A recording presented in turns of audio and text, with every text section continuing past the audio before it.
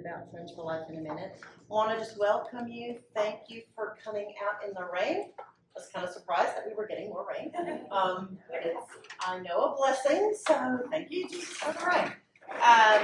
And we had a wonderful RSVP list. I'm not sure everybody has been able to make it yet, but that's fine. You need to go ahead and get started. Wanted to tell you just a little bit about myself and Friends for Life. Friends for Life actually has 7 different programs right at this time. We have our quality of life, independent living programs, our adult daycare, the life skills program, money management, and guardianship of person and or estate. So it has really, really grown over 35 years that we've been in existence. And actually, we have been in existence for 35 years. This year, we're having our 35th anniversary, so we're super excited about that. I do have some literature on the back table. I'm going to talk about that at the very end of the meeting. So that you can become a little bit more familiar with some of the other things that we have going on. If ever you want to learn more about Friends for Life or any of the programs that we have, please don't hesitate to call. I do have my business cards on that back table. Just a little bit real quick about Lifelines. Lifelines is very different from any of the other programs that we have at Friends for Life. A lot of our focus, or most of the programs that we have, focus on elderly and persons with some type of possibly intellectual or developmental disease. But in my role, I get calls from anybody, anywhere, about anything, any age, right? And so it's huge. It's just seriously serving anybody that has a question or has a need. Lifelines, we provide care consultations, care coordination, information and referral. We have integrated some scam, fraud, and exploitation services within my role, as well as networking out in the community so that other people do know who we are, what we do, and how we can possibly help people that they know, marketing and public speaking myself, but also I love putting together programs that I think might be valuable to folks and bringing in some experts to talk a little bit deeper about, some different things. So I've got another thing coming up in the fall. I'll tell you about that at the end. So that's a little bit about Lifeline. So, please feel free to call, give my number to other people if they're needing some help or some resources. If you happen to see Reverend Jason or Sherry in the office, if you would please just be sure and tell them thank you so much for allowing us to host things like this here at the church. There's been a change kind of over the years, and a lot of churches now charge nonprofits to have meetings like this. Even though, we don't have funds and budgets for that, right? We are totally a 100%, nonprofit, donor-based or grant-based funded program. A lot of our programs, there's no funding at all, like mine. And so, we're always looking for donations, we're looking for volunteers, we're looking for grants and things like that. So keep that in mind. It's really a blessing to us when folks like here at Holy Spirit will let us use these beautiful facilities and not charge us. So thank them. I also want to introduce Tara. There you are. Tara and Gwen with Gentle Transitions Hospice. They are providing our food today. Thank you so much for that. As soon as I said Barris, a lot of people went, ooh. So I knew that was good. It's our personal favorite. Yeah, it's awesome. And a door prize there in the back that it looks wonderful. So make sure that you have put in a piece of paper for the door prize, that we draw that at the end. You stand a chance of winning that. So please, yes, thank you to you guys for that. Why don't you stand up and tell us a little bit about Gentle Transitions? Gwen and I have actually, we were talking about this earlier. We've known each other, we're not even sure how long. Well over probably 15 years. Yeah, it's like 20 plus probably. Yeah.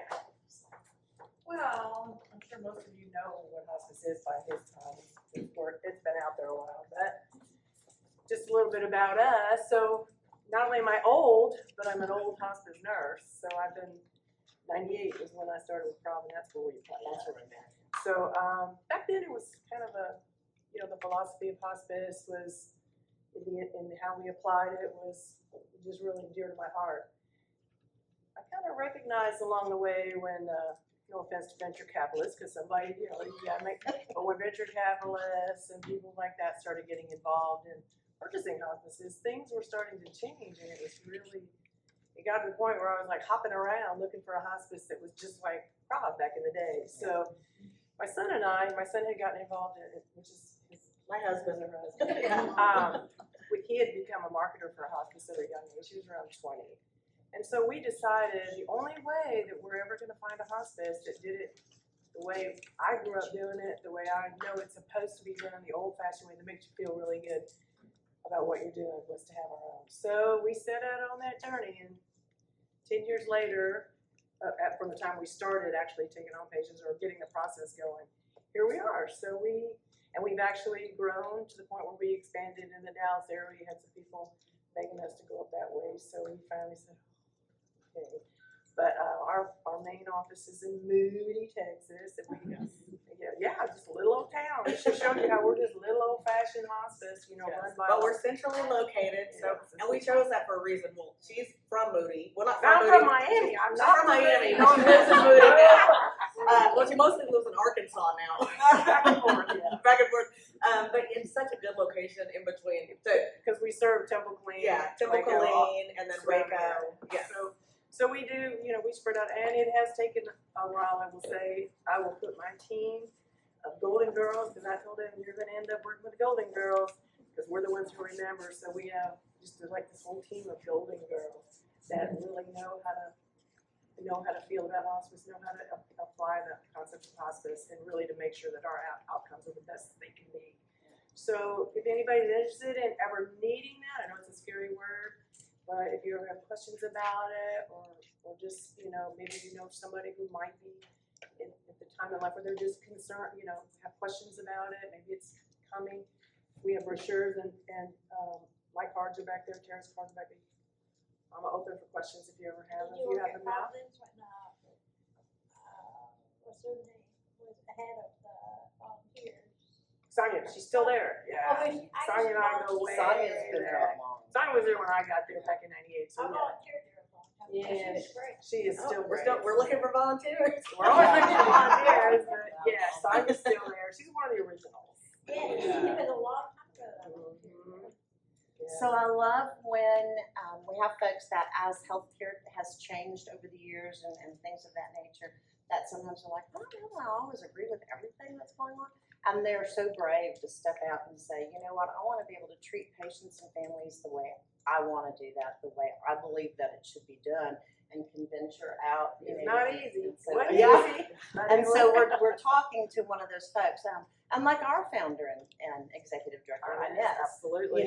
had the dream, was approached by somebody in need, and has just grown to this point. So I once admire her. again, and we love using these folks. If you have any questions, there's a lot of misconceptions about hospice in general, so please don't hesitate to reach out before it's ever a need, so you kind of know. There you go. Y'all have a fabulous time. Okay, so now I want to real quick introduce to you our speaker, for the day. Tracey Neal is a social worker. She's an educator at Baylor University part-time, and she is also a business owner, owns her own small business, and the name of that is Grow. Grow actually helps to provide resources that support folks in different organizations and things like that. So she does a lot of professional growth and development, as well as personal. She actually has worked at Friends for Life in several different capacities. That was before I knew her. I came to know her through Friends for Life because she does provide those services through her company at Friends for Life for our leadership team there. So, and that's when I had the idea. I think it would be great to share some wonderful information with caregivers of other types of, diagnoses and things like that. Because of her experience at Friends for Life and personal experience as well, I think she's got a lot to bring to the table, a lot of good information. So before I hand it over to Tracey, let me just ask you guys real quick, and I know some of you were here from last week, some of you weren't. Is anybody in here caring for somebody with dementia, or has in the past, or there's some form of dementia? How about some form of Parkinson's? Yes.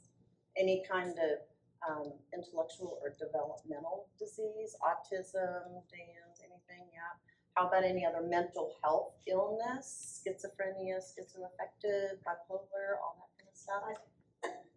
Sometimes multiple things, yes.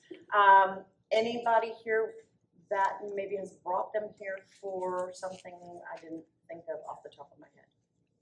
I mean, there are so many different reasons that people find themselves in caregiving situations. Did you raise your hand? Yeah, multiple sclerosis. So yeah. So there are so many different diagnoses that people could find themselves encountering with a loved one or a family or a friend or professionally. There's a lot of, I realized years ago, there's a lot of commonalities in caregiving, no matter what you're caregiving for or who.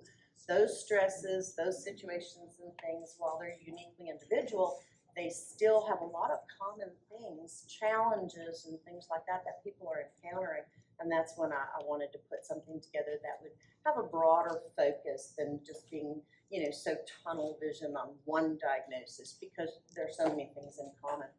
So Tracey is wonderful about helping caregivers and folks in general. So I'm going to hand it over to Tracey, and yeah, we'll see where we go.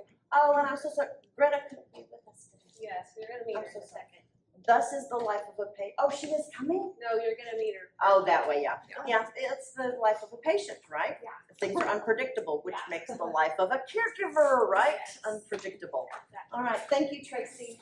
Hi. Hello. Welcome. I'm so glad to be here. And there's some familiar faces. Do we have family and professional caregivers in the room? Okay, perfect.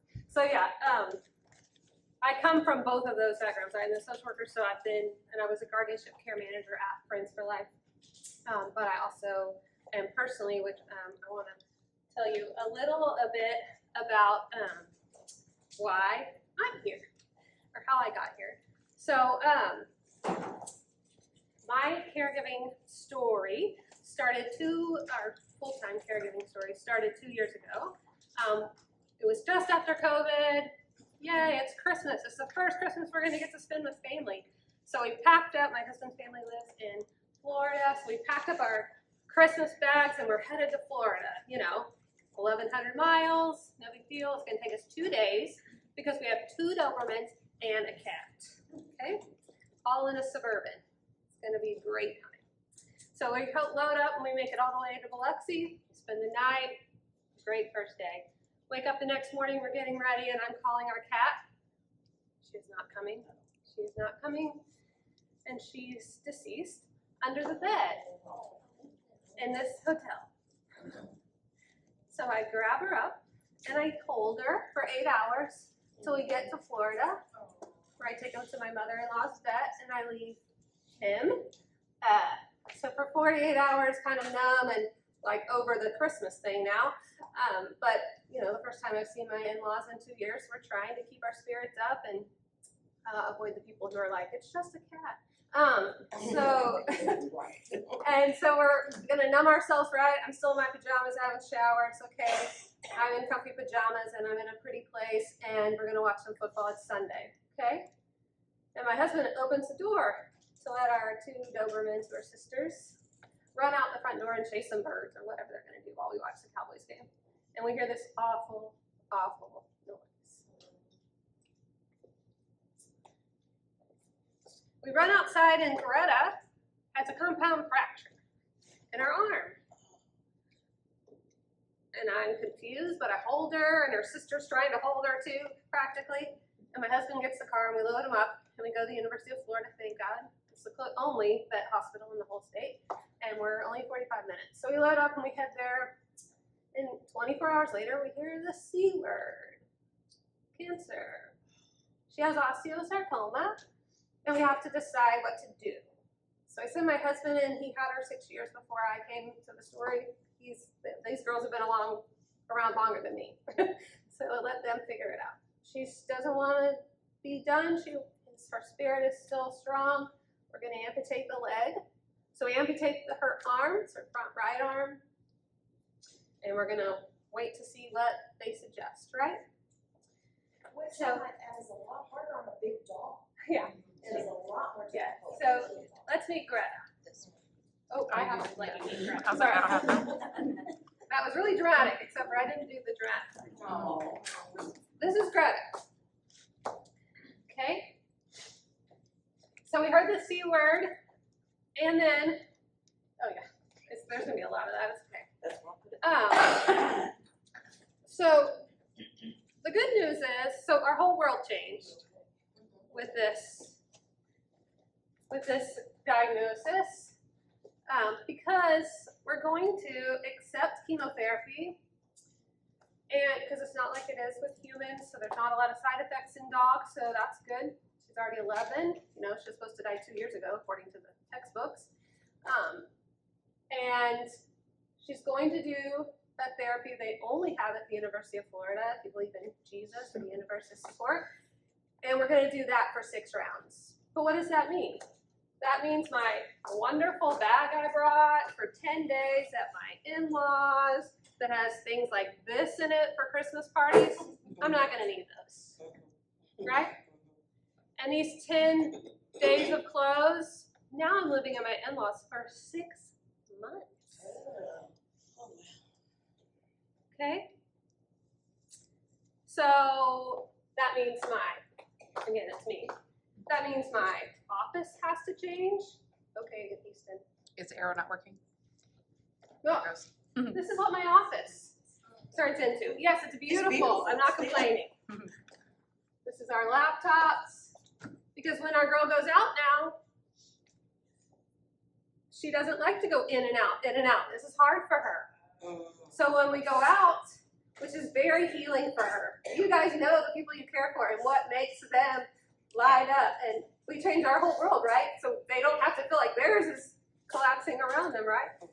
So this is what my office looks like for 6 months. While we're simultaneously figuring out how to take care of our home this year, and our nice neighborhood was going to get the mail for 10 days, but now we're asking them, like, I'm sorry, could you, like, do we let the plants die? What do we do with our home here? Meanwhile, trying to navigate, I don't know, think about your best friend. Even your best friend, and you show up on their doorstep for a visit, and then you say you're going to stay 6 months. It's hard, really hard, right? So we're there for 6 months, but what has also changed? Our family has changed. This is my husband, and this is our Greta. But we came with a cat and our sister, who died a month later in this yard of a heart attack. Oh, gee. I know, this is a true story, not for drama effect here. So we came home 6 months later as a family of 3, one of us with only 3 limbs. When we get home, the changes continue. This is our bedroom, also known as our living room. I now live in a 2,500 square foot studio apartment because everything happens in this space practically. Because she can't get up from this position where you see her. Easton, how do I make this?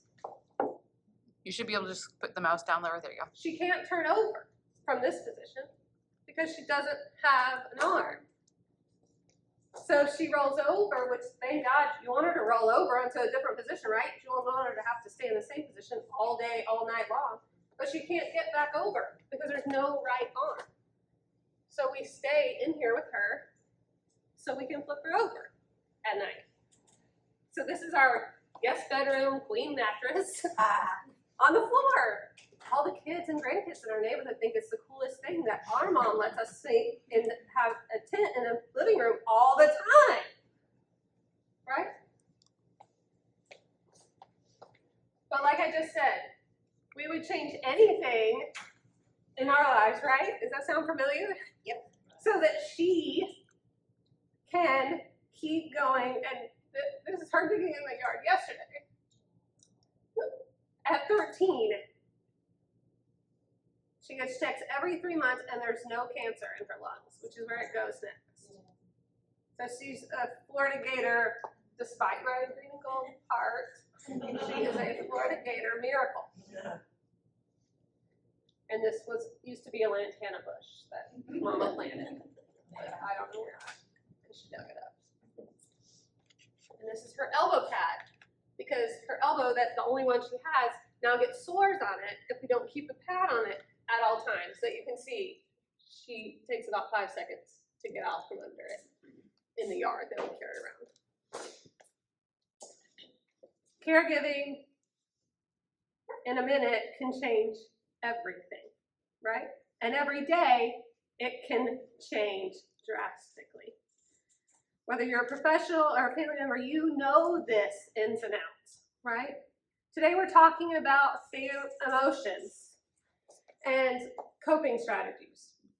And we're going to talk about some things to do when you have emotions. But I've been to a million of these workshops, and those strategies are not one size fits all. And so for today, we're going to back up, because knowing our emotions, understanding them, figuring out how they fit into the whole person that we are and what our needs are, that is where the magic is. That is where doing it the other way is like me seeing a client's name in a book. Oh, Betty's coming in today. That sounds like cognitive behavioral therapy. Mike's coming in today. I think I'll try this therapy on him. Oftentimes, that's how we choose coping strategies, right? Going to an exercise class to keep my body full because Greta weighs 3 times this and now can't get around by herself. I'm doing it. Doesn't work in my schedule. Doesn't work. I need to keep my body healthy. It doesn't work for me, right? I have to know what I need and what works for me to be able to pick a right strategy. So I want us to start with what I'm calling a feelings check-in. And help me out. So we were going to go around the room, but it's a blessing. We have so many people here today. So I'm going to ask you to look at these handouts together in your group. I'm going to give you a couple minutes. And I want you to identify a pirate. It's a pirate ship. And there's a bunch of different pirates on the ship. And I want you to identify the pirate that you relate to. And in the group, share why that pirate resonates with you.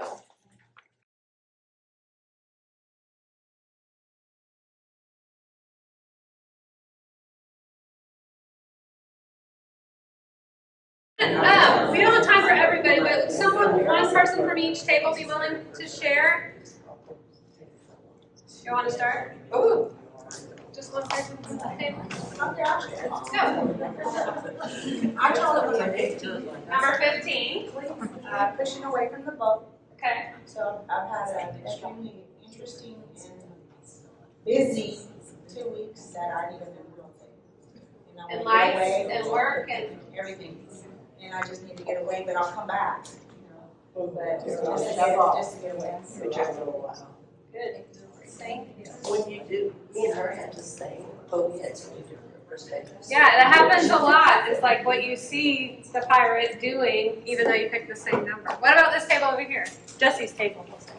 I'm telling you, oh. Are you asking us which one? One of you, yeah, that's willing to share. Well, and number 18 is grounding. Number 9, we have a like there that's about just holding on for dear life. Or number 4 is also holding on for dear life. So 18, 9, and 4 I know for sure. So Okay. I really would prefer to be number 20. What about this table back here? Oh, I choose. Okay, so I chose number 2. Okay. So I chose number 2 because it seems like most of the time I'm somewhere waiting for something to happen. I'm looking, all my kids, and I'm looking at them going, okay, what you need? Somebody got something today. They done call me. What's going on? You know, before I even answer the phone, I'm already scared. Like, okay, what's up? Like, yeah. So it's like I'm just watching. Thank you for being vulnerable and for the respect you showed everyone else to listen and to pause. You can use this activity with yourself, just keep it in the bedroom or keep it somewhere where you can grab it and use it like just for a minute. I mean, if you were doing it by yourself, even that whole activity with all these people in this room took 10 minutes. I mean, if you do it with yourself 1 minute, we can find 1 minute. We have 1 minute to do that with ourselves. And at work, I teach, like Christine said, and I can use this with my students. I'll say, let's do, and my workplaces, I call them relational pauses, where you stop and you say, how did the craziness of this workday meet? How did this change that the company is instituting, that they announced at the staff meeting today? How does everyone feel about that? Like, go around. How do we feel about this client who we lost this week? So you can use it in lots of different ways. I'm number 4. Also, I see it as hanging on for dear life. I live in Georgetown, Texas. I came this morning at 6 o'clock. My father had a heart procedure at Providence at 7:30, which is part of why I could be here today. Because like Christine knows, and part of why I could be here today too is because it's raining outside. Environment really helps me because Greta's not outside. So my husband's not in the yard with her, and then when he needs to go potty, no one's there.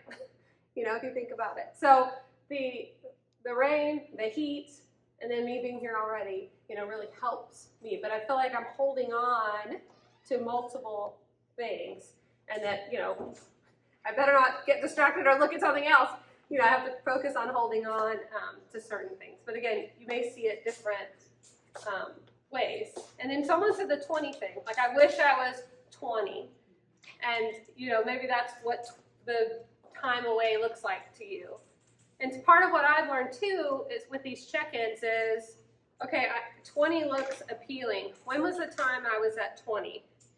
What were the elements of that I could incorporate today, even though I can't take a vacation or I can't, take off my day at work? What can I do to get some 20 in my day today or something? So that's another way you can use this tool.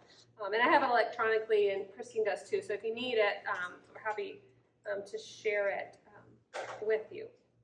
So again, thanks for being vulnerable, and thanks for also making time and space to acknowledge what you're feeling, at least at this moment. I want to talk a bit more about feelings, because I don't know about you, but even as a social worker, and even as I stand up here today, it can be hard for myself to give myself permission to have certain feelings. Okay, as a mom, I'm not supposed to be frustrated, or obviously she can't do this thing for herself. That is what I signed up for. I'm supposed to help. She doesn't. There's not another option. She's not being lazy. She's not so anger or frustration on my part aren't allowed. This might be something you grew up with. It might be something that everyone else on Instagram's not feeling, so you're not allowed to feel. It might be something that no one else that you've heard that's dealing with this same thing is feeling.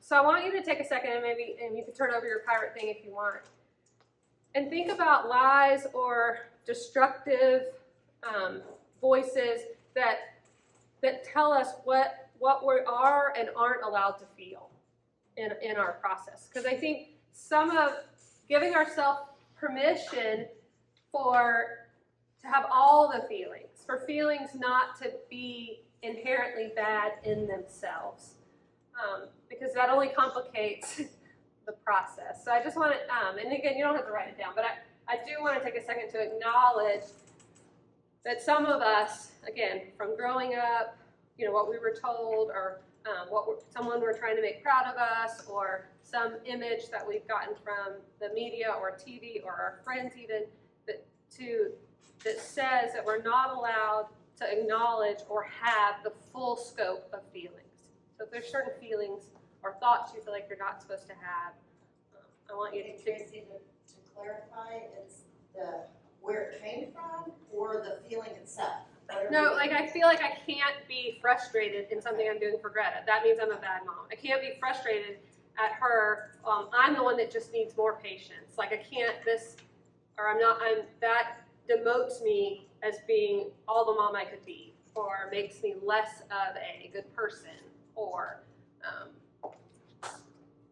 I'm not supposed to struggle, or other people have it harder than me, so acknowledging that this is hard even, you know, that the work I'm doing is really hard on my body and on my spirit. You know, even that is. Can I share? Yeah. Because my husband is permanently disabled and he lives with chronic pain. And it's so frustrating, and I'm expected at this life to always be forgiving of his anger and his hurt. Yeah. And it's wrong for me to feel frustrated when he can't do and keep up. Yeah. Absolutely. But you have grief over wanting someone to be able to do those things with in a different way. Yeah, and that, Because I remember what he was like before. Yeah. And what he can't do and what he's limited to do now. right. And then it stops me from living because I have to slow down.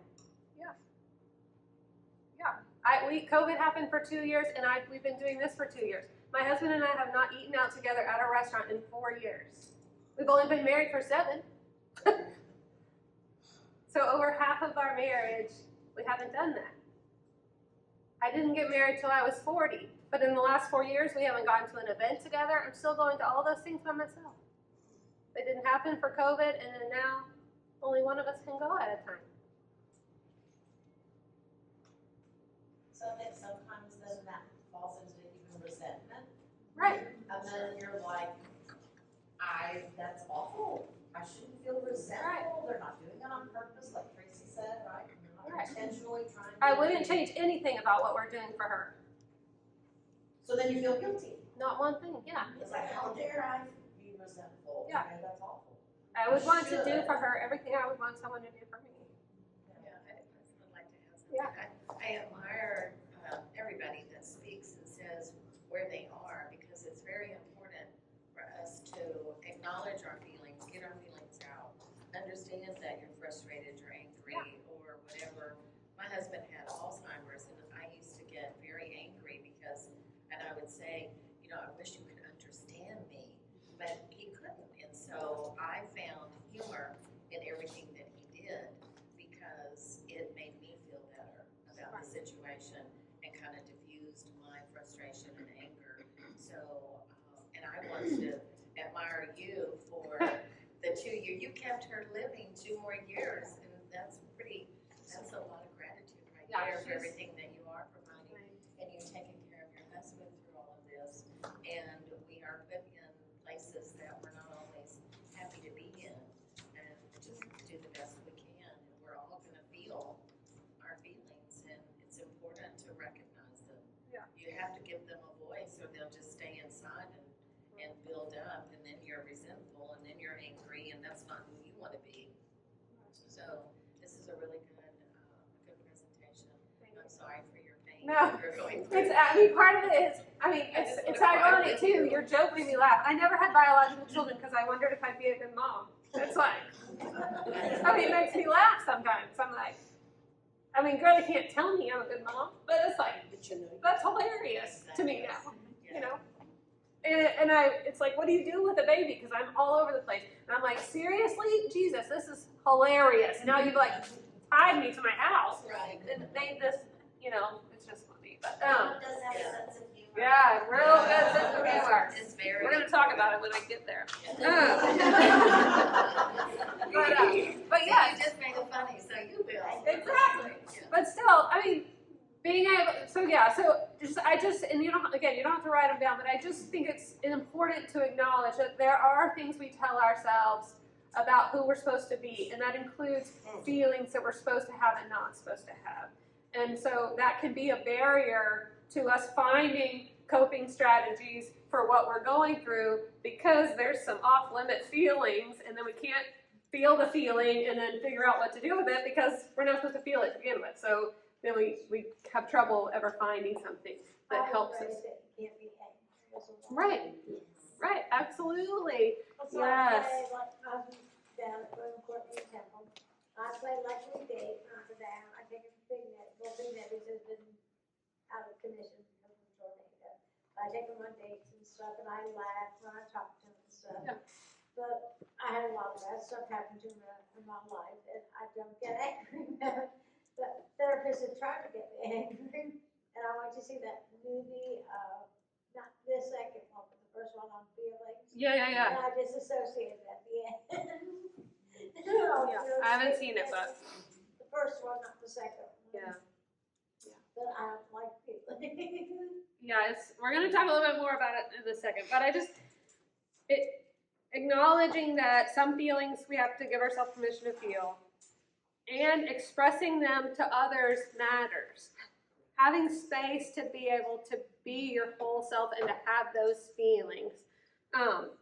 And sometimes it's even hard for me to decipher feelings. Like, what is this thing? Because we see the behavior, or someone else sees the behavior. You know, my sweet husband who's like, I'm talkative, you can imagine, I'm guessing. But when I get quiet, he's like, hey, I haven't been talking very much. Like, is everything going on? So sometimes, you know, we say self-awareness, and self-awareness is partly like, hey, what's going on with me? But part of it is feedback too. Like, hey, I perceive myself as acting this way in this thing. Can you give me some feedback on it? Did I do that well? How could I have done it better? Was I being empathetic? I was trying to be. You know, these types of things. And so that's the other side, that we have our internal self-awareness and our external. And so that's another reason it's important to be able to share our feelings. But again, deciphering our feelings, and what does that mean? So I want to pass out another thing. We have lots of books for kids. You know, what does it look like to feel angry or scared, and these movies that help them. But, you know, some of us didn't get so much when we were kids. And so the feeling wheel, which professional helpers, a lot of you have seen this probably, but I love the feeling wheel because it gives us a common language too. And again, in the workplace or in a family, to be able to say, so the central emotions are in the middle, which therapists would say, you know, are the main feelings, and then the feelings beyond those. So, for example, I feel disappointed would come from the disgusted strand, and hurt would come from the sad strand. So, in that way. So again, to be able to create or pick, you know, sometimes we can pick a strategy because it already exists out there. Sometimes we have to create one for ourselves. But first, we need to be able to acknowledge and understand exactly what's going on with us. And so the feeling wheel, whether we're talking to ourselves or talking to a confidant, can help give words to or help us explain what we think's going on with us, or differentiate. Like, because it's not always just one, right?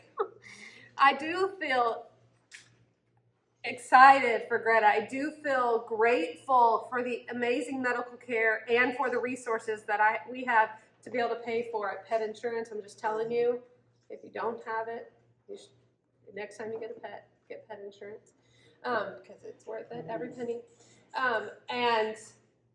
And then on the other side, I'm having another feeling, you know, the disappointment that I can't go on a date with my husband, you know, outside of, you know, disappointment that I don't get to sleep in my bed, you know, in 2 years. It looks really pretty, all made up all the time though. These types of things. I have a question. Yeah. About your wheel. Yeah. So, like, I'm also when people like anger is a secondary emotion, right? There's something that you felt before that. That led to that. So on the outside of the wheel, like if say somebody's feeling annoyed, and then the next circle we have frustration. So does one often lead to another? So the core emotions are in the middle. Like that would be, those all come back to the center. So, but I mean, all of these are emotions. It just helps you, if you were seeing a therapist or something, then they would, you know, they would say these are the core emotions, and then that's how they go out. This is, and again, just a common language for kind of getting them into categories or having a conversation about them. Or for me, kind of differentiating for myself. Does that make sense, Christine? Yes. Okay. Do you mind if I share? No, please. I've used this wheel with my grandkids whenever, well, because we couldn't afford a therapist, but I had a coworker that provided me this information, and I used this to help them understand what they were feeling, so it would help them understand what my discipline strategy was. So this is great. Yes. And so I've seen people, you can buy it on Amazon too, but you also can make your own, where you put the little rivet in the middle with the like turn thing. And so then it's like, you know, you can pass it around and everyone can turn it to where they are and then have a conversation, especially a child, you know, could turn it to where they are and then have a conversation about what's going on with them. So has anyone else used the wheel before? I used it with children, but especially boys could never identify a feeling. And the only way would be the face, you know, and all the different. Right. But they couldn't tell you a word on how they were felt. They had to show it. Yeah. I thought that was interesting. Men too, they don't know how to identify feelings. Very true. And different people have, I think it's important to understand too, different people respond to different situations at different points. You know, we're going to talk about that a little bit more in a second, but I just think, again, I want to affirm that it's okay for us to have emotions, and we should welcome and claim them all as valid. It matters that we do these check-ins and that we're able to distinguish them in order to pick or create successful strategies for coping with them, or with the behaviors that they may be precipitated because of them. Because so often, we wait until a behavior has annoyed someone else or it's caused us to choose a harmful coping strategy, and then we're having to backtrack to the emotions. And some of us have to learn the hard way sometimes. So speaking of such, so I am a very even keel, joyful, wake up smiling, happy person. In this environment, our 6 months, I had to go to the emergency room twice because we thought I was having a heart attack. My Apple Watch was at 145 for 45 minutes. 170 for 30 minutes, it would not stop going up. I had never had a panic attack before. But I did have one, and my heart is very healthy. All the ERs across this country have told me so.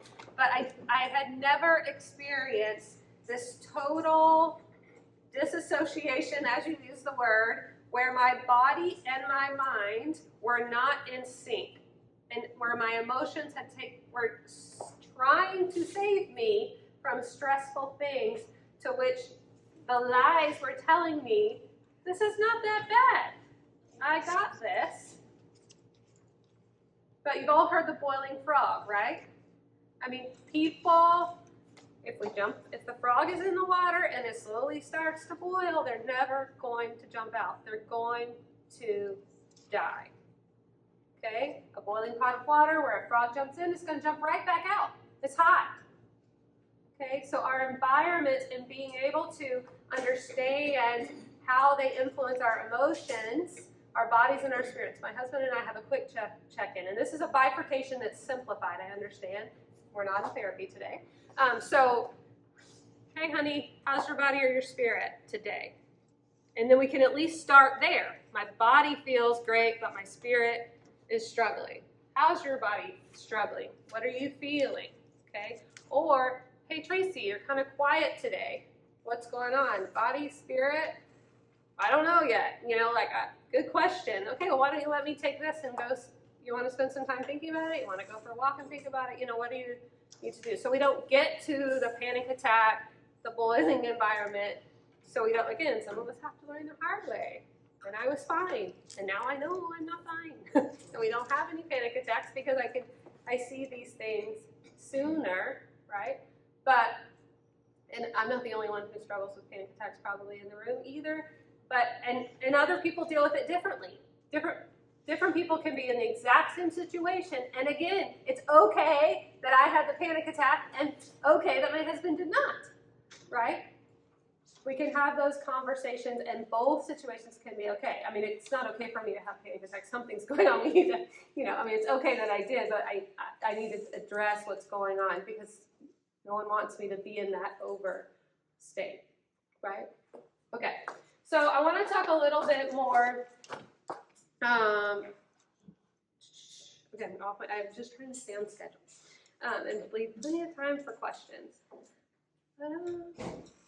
Okay, you all have the feeling wheel. We talked about it. Yeah, I see that. Okay.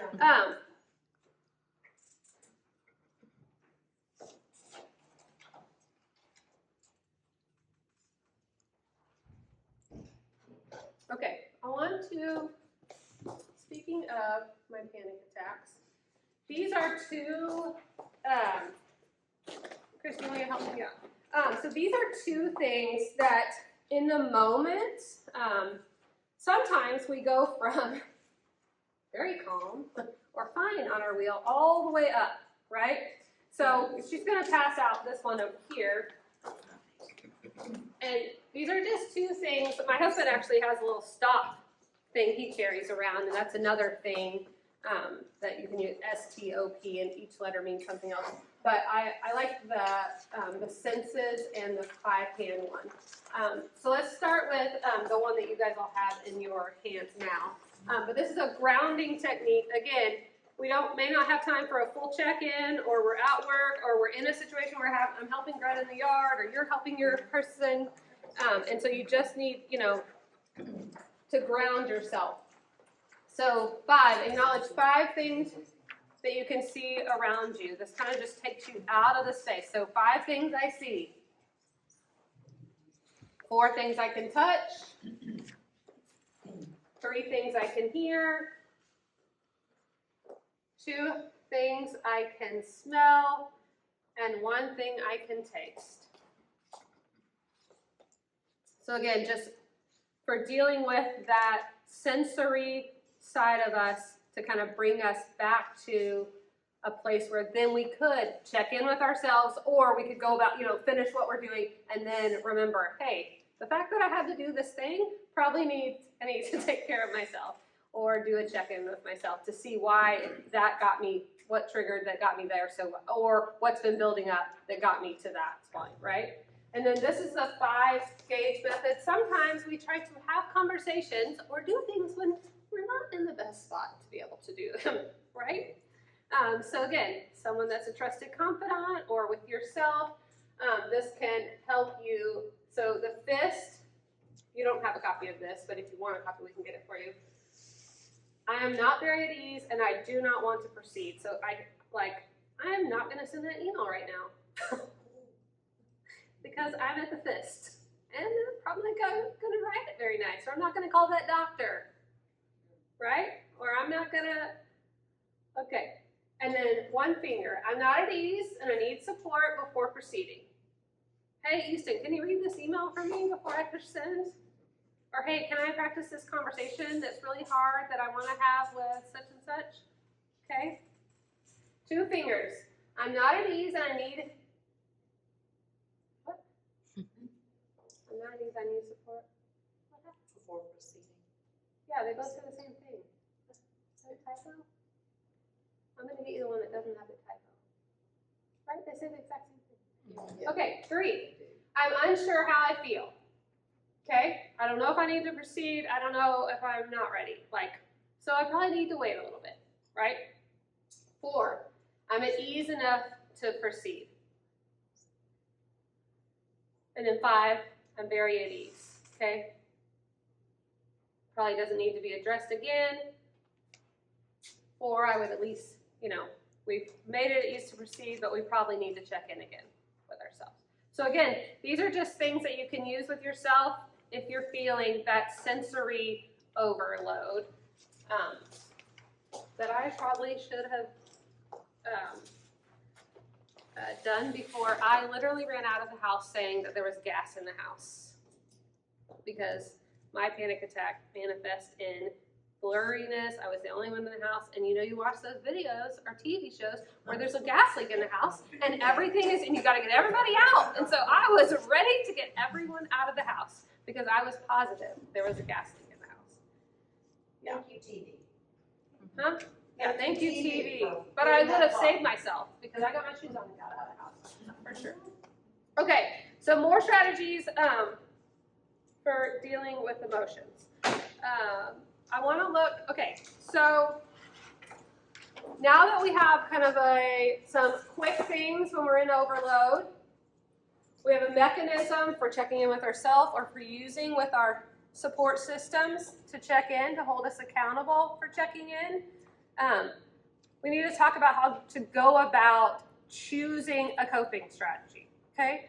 And so, Christine, will you pass out the, so I can easily tell by looking or by hearing your stories about the pirates, and you can tell by hearing my story about I've already been to the hospital today, I teach, all these other things, that we are not one-dimensional people, okay? There's more dimensions to me. So this is what we call a well-being wheel. And when I work with individuals or I work with organizations like Friends for Life with their leadership team or all of their staff, we talk about to be well, like they say when you leave Walgreens, be well. We need to pay attention to all parts of us, okay? And some of it may need more attention than others. So the well-being wheel I'm a visual person. So the well-being wheel helps us visualize those different aspects of us. So we have an emotion. I'm feeling really tired, okay?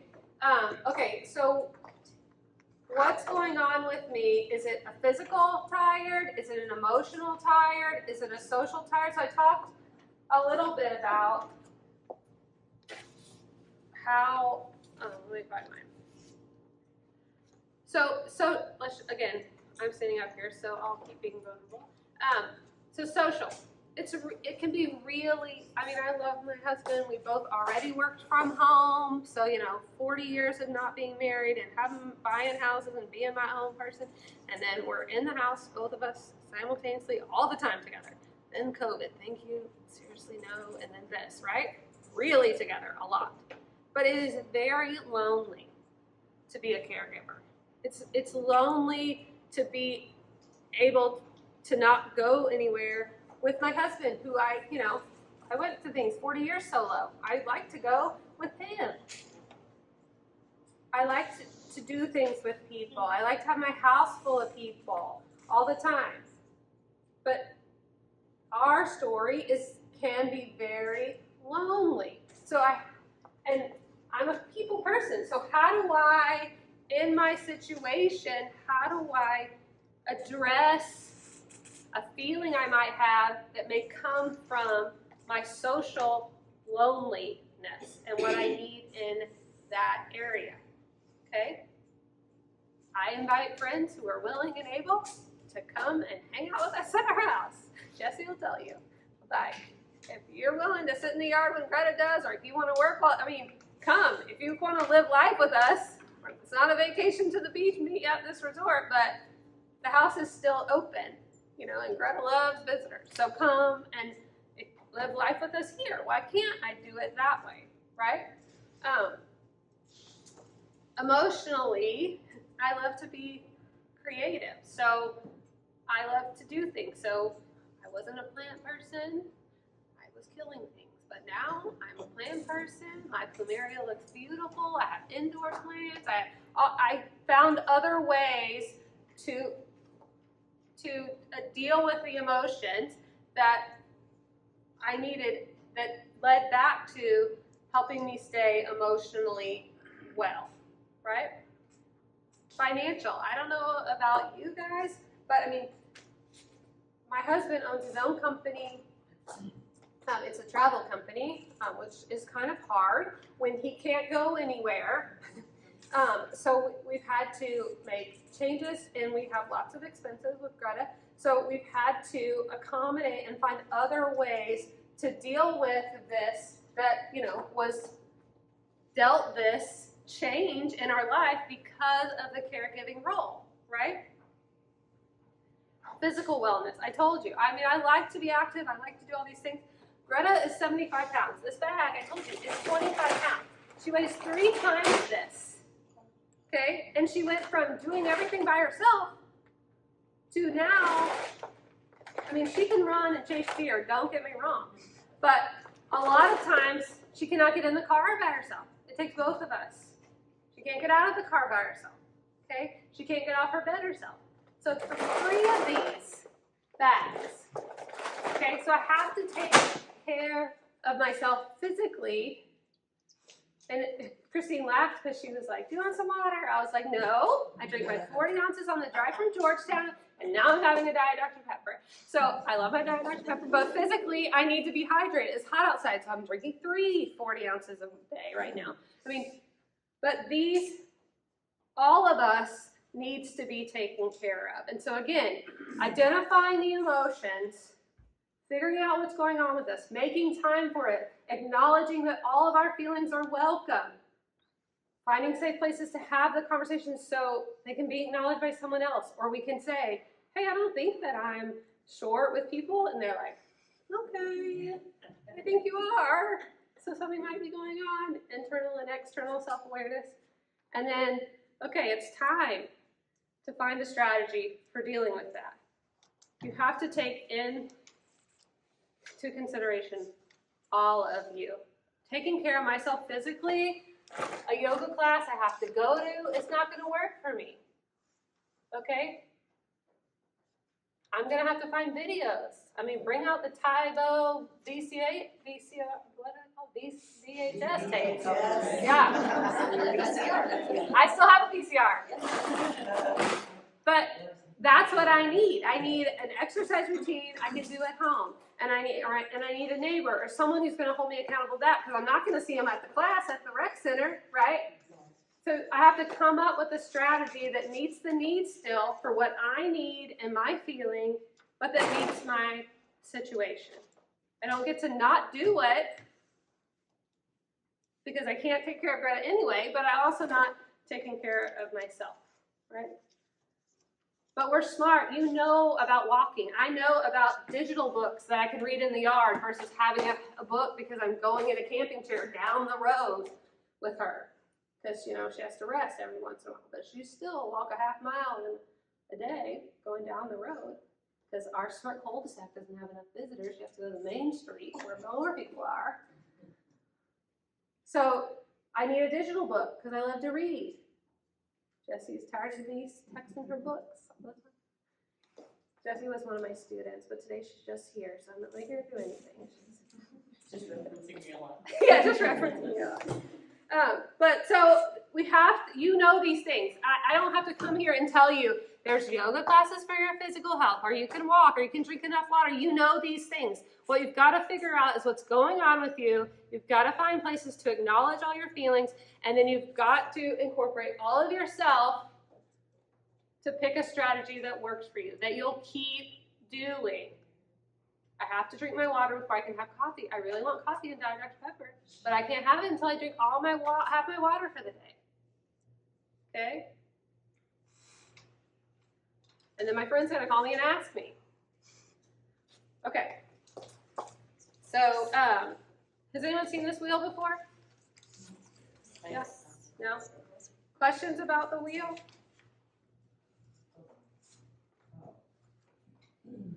I think the social wellness was the hard part. Yeah. Someone got an email. Be with your friends. Yeah. And I moved here from out of state, so I didn't know anybody anyway. Yeah. So it was really hard. Where are your friends today? Where, my group is, my grid buddies are. Yeah. I have friends now, my neighbors are friends, so I'm more outside of myself than I was when I was caregiving. Did you come to the parking thing in Georgetown? I have gone, I but think we met not there. recently. But when my husband maybe led a meditation? Oh, yeah. That's me. That's my husband. Okay, yes. My husband's a meditation teacher and he did it. We've been trying to get you guys. I know, but you see how we are. Yeah. He did for the Parkinson's group in Georgetown where we live. I thought I recognized you. And I have you seen her shirt? I just love these shirts. I have a t-shirt in the closet over there for you. Oh. Yeah, I love I love that shirt. You inspired a shirt I made for Greta. I make a shirt for Greta every time. My creative, see? I make a t-shirt for Greta every time she goes back to the hospital in Florida. It's a way that I live out this creativeness via her and to cover her scar. Okay, so anybody else about the wheel? No? Okay, I have one more thing to say, and then I think Christine's going to leave it up for questions. I'm working on financial wellness for the future. Yeah. But I don't think any of us have it all down yet. No. And I think that's another reason we come together. It's because so many of us are experts or do something really well on the wheel. And we need each other to be able to say, hey, can you teach me, how to do that better? That makes community, and it shows vulnerability, but we need that community too. Or, hey, I think you do this really well. Can you show me that? Or I don't know anything about this. Let's go on an adventure to find some resources together. I think that's a great way to bring a community together. I don't think, was there any? So I just had a couple more affirmations before we leave. Again, your job is hard, feelings are welcome and valid, all of them. And your physical and your mental health, or your body and spirit, both are important. And so I hope you had a great time today. It's been a pleasure to be here and to introduce you to Greta and our story. I had some other things in here. See, I don't need these anymore, but if anyone needs to know what hair deodorant is, I'm not kidding. When you're in the yard all the time, you know how that smells. It's nasty. But I don't need dry shampoo, so I found what hair deodorant. Everyone knows what these are. Greta has these. And these are our placemats we use. But sometimes I use it as a supermom cape, which is what I was going to use it today, but I didn't say that earlier. Old dish towels. She doesn't go to her bowl anymore. She gets fed in her bed. So this is how Mom keeps from having to wash the sheet, which, as you saw, she sleeps on a double-sized mattress. Okay, thank you, Christine. It was an honor to be here. I'll stay around if you want to. Does anybody have any other comments or questions for Tracey while you're here? Yes, Tiffany? I do have a question. Because now hearing your story, I'm like, my gosh, I need to be a better grandmother, because you are exceptional in what you're doing for your fur baby, Greta. So question, I know I could feel that you were getting emotional, and so I feel that sometimes, not to share a lot, but that I get extremely emotional, and it's because I go through, like for an example, in the last 7 hours, I went through fear, worry, anxiety. I mean, she's used to my panic attacks because I have them, and so I cry, and I just don't know how much longer my body is going to be able to keep on this level, because I implement all of this because I teach this to my clients. Yeah. And I just don't know, like, is it just like a whole overhaul on life? Because there's some choices and some things that is no longer in my control, but there are decisions that's gonna affect my life. So, and all of this personally then affects me professionally. Yeah. Because I miss timelines, deadlines. Yeah. So I don't know how to navigate. And I have a therapist, 2 or 3. Yeah. Yeah. I think, that I pay. I think crying is not a bad thing either. And I mean, for me, crying is not a gauge on like how well I am today. Skip, that's my husband's name. he laughs at me because it's like when I don't know about you guys, but I mean, if there's a football game and they're telling about somebody's mom who had cancer and then how all of the kids wore the same shirt and she goes, I mean, I'm gonna fall out on them. So for me, I'm just very like, this is, some people could say, I mean, I'm tough in that I have very high expectations, like for my students and for myself, but I'm very, like, this is, and Jesse can speak up, like this, I'm gonna be all of me. For me, it's just how I express emotion. As far as taking care of myself, I own my own business, like Christine said, and I have literally like books of lists of things I want to go do. And I was in I teach at Baylor still, but I had an administrative role there that I literally worked from 4 in the morning till 3 at night, went home for sleep and then came back. I mean, it was horrible. My husband's always like, don't you miss it? I'm like, but I do have a list of things I want to do. That is not this season of life. There's nothing more important. I have to do certain things, but there's nothing more important. And if I died tomorrow and I chose to do this versus anything in that book. So it's like, that's the choice I'm consciously making, you know, and we all have to make different choices. I mean, we got to feed ourselves. We got to feed people who are, I got to feed, you know, I have to make enough money. I have to do enough things in those books to be able to live and how our society is set up, obviously. But the other stuff that's about me and my need to accomplish things and my need to go at the same pace as I did before for whatever reason I was doing it then. Like, this is the place, I mean, I need to be present with what's in front of me and do well with it. And this is what's here. And so there's grief about some of the stuff in the book that the time may pass for.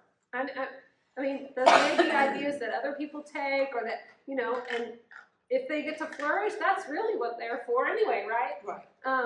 And then whenever Greta, I mean, we joke in the neighborhood because everyone's like, I want to be taking care of like your dog when they walk by. And I say, well, will you take care of her after she outlives us? Because, I mean, she's, you know, going to be 14 this year. And as a Doberman, that's pretty old. You know, it's just going to be how it is. I have to do what I've been entrusted to well. And that stuff in that book will either have another time or another person. And when when this time is, I'll do the next thing. Yeah. But I may just want to travel with my husband and not do any of that stuff too then. Who knows? So that's where I ground myself, is in the present. And saying yes to things fully. And sometimes that means saying no to other things. So just to piggyback on what Tracey's saying, so I think some of us just have overly productive tear glands. And we cry. I mean, I cry at good music. I'm a tearful person. A lot of things, I feel people's pain. I feel their joy. I cry all the time. But in the last week's class, we talked a little bit, even some of y'all that were there, about the serenity prayer, right? And so it's accepting the things that you can change, some things you can't change. Some things are out of your control, right, Tracy?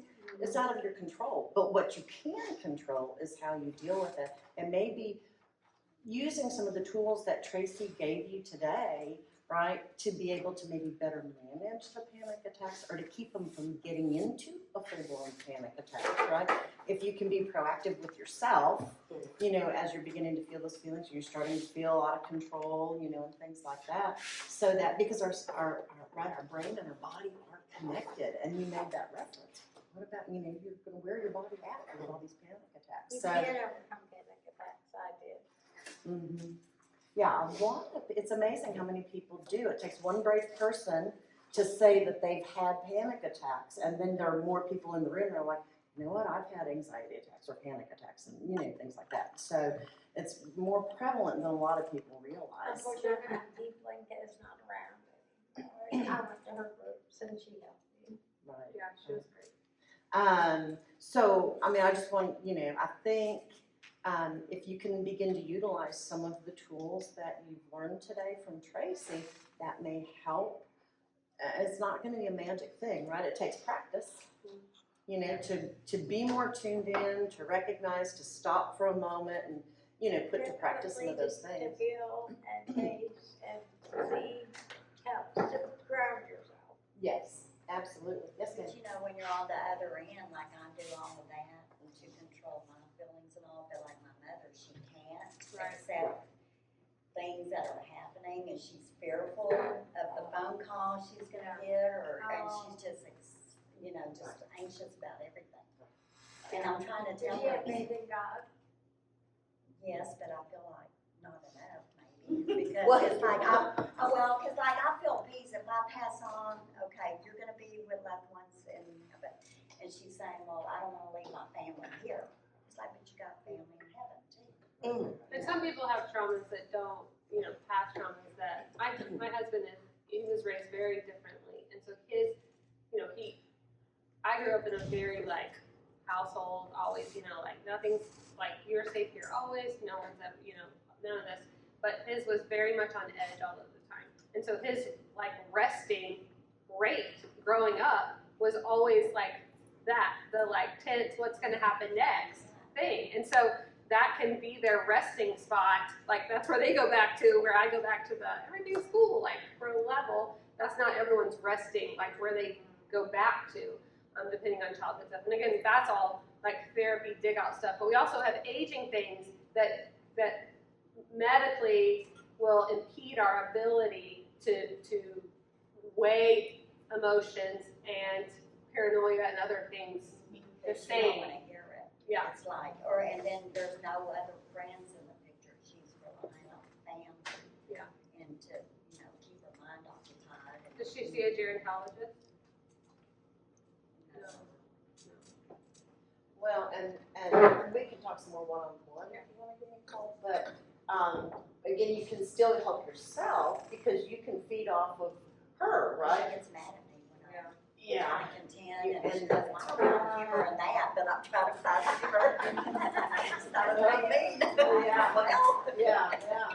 So, You want to do her door fries? And then I'll be here if anyone else wants to. I know some of you have to get back to work or other things, but yeah, I don't want to. what you said about God, just remember, a lot of us in the room I know are Christian and everything, and do have a close walk with our Lord.